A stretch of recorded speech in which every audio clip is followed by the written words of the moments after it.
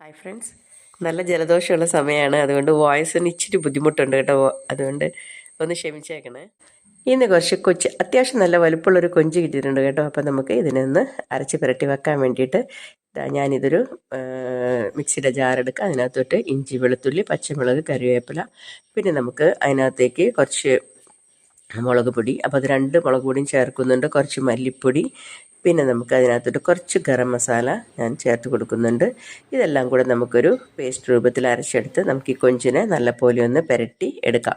ഇത് നമുക്ക് കുറച്ച് മൈദപ്പൊടി ഞാൻ ചേർക്കുന്നുണ്ട്, അതുകൂടെ ചേർത്ത് നല്ലപോലെ ഒന്ന് മിക്സ് ചെയ്ത് നമുക്കിതിനെ റെസ്റ്റ് ചെയ്യാനായിട്ട് കുറച്ച് നേരം വെക്കാം. ഒരു 1-2 മണിക്കൂർ വെക്കുകയെന്ന് വെച്ചാൽ കൂടുതൽ മസാലയൊക്കെ പിടിച്ച് ടേസ്റ്റ് നല്ലപോലെ ഉണ്ടാവും കേട്ടോ. അപ്പോൾ നമുക്ക് ഈ സമയം കൊണ്ട് നമുക്കൊരു ചാറുകറി തയ്യാറാക്കി എടുക്കാം. അതിന് വേണ്ടിയിട്ട് നമുക്ക് മത്തങ്ങയാണ് എടുക്കുന്നത്. മത്തങ്ങ നമുക്ക് കഷ്ണങ്ങളാക്കി കുക്കറിനകത്തോട്ട് ഇട്ട് കൊടുക്കാം. അതിനകത്തേക്ക് കുറച്ച് പരിപ്പ് ഞാൻ ചേർത്ത് കൊടുക്കുന്നുണ്ട്, കുറച്ച് മതി കേട്ടോ.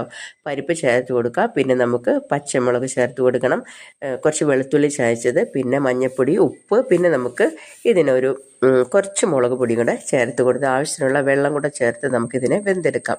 വെന്ത് വന്ന മത്തങ്ങ നമ്മൾ ഉടച്ചു കൊടുക്കണം. നല്ലപോലെ ഉടച്ച് നമ്മൾ അതിൻ്റെ ആ വെള്ളം ഇതാകുമ്പോൾ ഒരു കുറുകുറാന്നുള്ള ചാറ് പോലെ ആയി കിട്ടും. അതിലേക്ക് നമുക്ക് കുറച്ച് കടുകും കറിവേപ്പിലയും വത്തലമുളകും പൊട്ടിച്ച് അതിനകത്തോട്ട് കുറച്ച് തേങ്ങ ഇട്ടത് വറുത്തെടുത്ത് നമുക്ക് ഈ മത്തങ്ങ കറിയിലോട്ട് ഇട്ട് കൊടുക്കാം. തീർച്ചയായിട്ടും ഇത് ട്രൈ ചെയ്ത് നോക്കണം, ഭയങ്കര ടേസ്റ്റ് ആയിരിക്കും. നല്ല പെട്ടെന്ന് നമുക്ക് തയ്യാറാക്കാവുന്ന ഒരു ചാറ് കറിയാണ് കേട്ടോ. പിന്നെ നമ്മൾ കുറച്ച് മീനാണ്, ചൂടയാണ് കിട്ടിയിരിക്കുന്നത്. അപ്പോൾ ഈ ചൂട മീൻ നമുക്കൊന്ന് പീര വെച്ചെടുക്കാം. അതിന് വേണ്ടിയിട്ട് ഞാൻ അതിനകത്തോട്ട്, അപ്പോൾ നമുക്ക് ആ ചൂടമീൻ നല്ലപോലെ കഴുകി ചട്ടിയിലോട്ട് വെച്ച് നമുക്ക് അതിനകത്തോട്ട് കുറച്ച് പച്ചമുളകും ആവശ്യത്തിനുള്ള പുളി കഴുകി എടുത്തിട്ട്, അപ്പോൾ നമുക്ക് നല്ല പുളിയുടെ ഇതനുസരിച്ച് പുളി ഇട്ട് കൊടുക്കുക. അതിന് ശേഷം പിന്നെ നമുക്ക് അരപ്പാണ് വേണ്ടത്. അപ്പോൾ അരപ്പിന് വേണ്ടി നമുക്ക് തേങ്ങയും പിന്നെ അതിനകത്തോട്ട് ഇഞ്ചിയും വെളുത്തുള്ളിയും ചേർത്ത് കൊടുക്കണം, മഞ്ഞൾപ്പൊടിയും, പിന്നെ നമ്മൾ കുറച്ച് മുളക് പൊടിയും കൂടെ ചേർത്ത് കൊടുക്കുക. കുറച്ച് ചുവന്നുള്ളിയും കൂടെ ചേർത്ത് കൊടുക്കുന്നുണ്ട്. ഇതെല്ലാം കൂടെ നമുക്കൊന്ന് ഒതുക്കി എടുക്കാം. അപ്പോൾ ഒതുക്കി എടുത്തിട്ടുള്ള കുറച്ച് അരഞ്ഞു പോയിട്ടുണ്ടെന്ന് തോന്നുന്നു. അപ്പോൾ നമുക്ക് അതിനകത്തോട്ട് ചേർത്ത് കൊടുത്ത് എല്ലാം കൂടെ ഒന്ന് നല്ലപോലെ ഒന്ന് ഉപ്പൊക്കെ ചേർത്ത് നല്ലപോലെ ഒന്ന് മിക്സ് ചെയ്ത് നമുക്ക് ആവശ്യത്തിന് വെള്ളം ഒഴിച്ച് നമുക്ക് ഇതിനെ ഒന്ന് വെന്തെടുക്കാനായിട്ട് അടച്ചു വെക്കാം. അപ്പോൾ ഇതിന് അത്യാവശ്യം വെള്ളമൊക്കെ പറ്റി വരുന്നുണ്ട്. ഒത്തിരി വെള്ളം പറ്റിക്കേണ്ട നമുക്ക്, കാരണം ഇത് ഇരുന്ന് പിന്നെയും പറ്റി വരും. അപ്പോൾ നമുക്ക് ഇതിനകത്തോട്ട് നമുക്ക് കുറച്ച് കറിവേപ്പിലയും കുറച്ച് പച്ച വെളിച്ചെണ്ണയും കൂടെ ഒന്ന് തൂകിയിട്ട് ഞാനൊന്ന് മിക്സ് ചെയ്ത് അടച്ച് വെക്കാം. നമ്മുടെ പീരക്കറി, അതായത് ചൂട പീരക്കറി. ഇതിൻ്റെ പേര് പലരും പലതാണ് പറയുന്നത്. ഞങ്ങളിവിടെ ചൂടാന്ന് പറയുന്നത് കേട്ടോ, അതുകൊണ്ടാണ് ഞാൻ ചൂട എന്ന് പറയുന്നത് കേട്ടോ. അപ്പോൾ അതും തയ്യാറായി കഴിഞ്ഞു.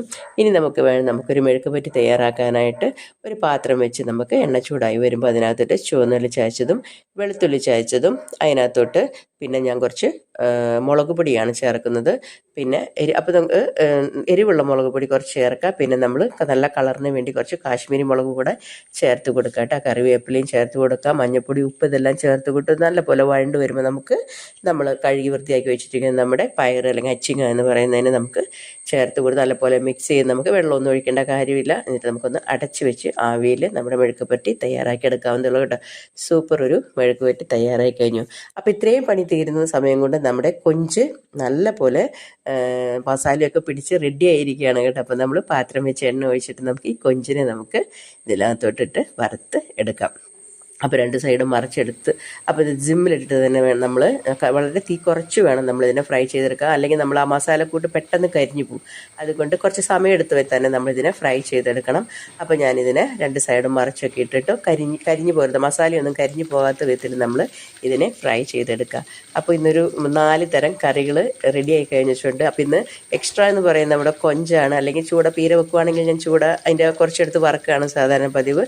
അപ്പോൾ ആ കൊഞ്ച് കണ്ടപ്പോൾ മക്കൾക്കൊക്കെ അമ്മ അത് വലിയ കൊഞ്ചല്ലേ, അതുകൊണ്ട് അത് മേടിക്കണം എന്നുള്ളൊരിതുള്ളത് കൊണ്ട് ഞാൻ ഈ മേടിച്ച് ഫ്രൈ ചെയ്തതാണ് കേട്ടോ. അപ്പോൾ എങ്ങനെയുണ്ട്, നിങ്ങൾക്ക് ഇഷ്ടപ്പെട്ടോ എങ്കിൽ തീർച്ചയായിട്ടും നിങ്ങൾ ലൈക്ക് ചെയ്യാനും ഷെയർ ചെയ്യാനും മറക്കരുത്. Thanks for watching.